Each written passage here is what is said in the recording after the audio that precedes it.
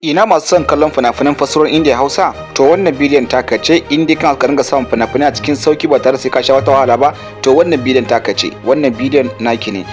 Wannan group ne da muke da su muke sa ɗauro fina-finai, wato group ne masu zafi wanda muke sa fina-finai zawafa. Kuma bukata da insha Allah ko a ina kake a faɗin duniyar nan, ga nan za mu saka kan screen, ka ɗauka ka mana magana, nan ba je ta WhatsApp da kuma ta Telegram, za ga link za mu ajiye muku shi a kasan nan, sai mutum ya ɗauka ya mana magana, zai iya samun mu domin faɗa mar yadda dokokin tsarin group ɗin mu take, domin ya shiga, domin ya dinga kallon fina-finan sa lafiya lau ba tare da ɓata lokaci ba. Yan uwa, kar ka dinga bawa kanka wahala, in dai kana ra'ayin kallon fina-finai akan lokaci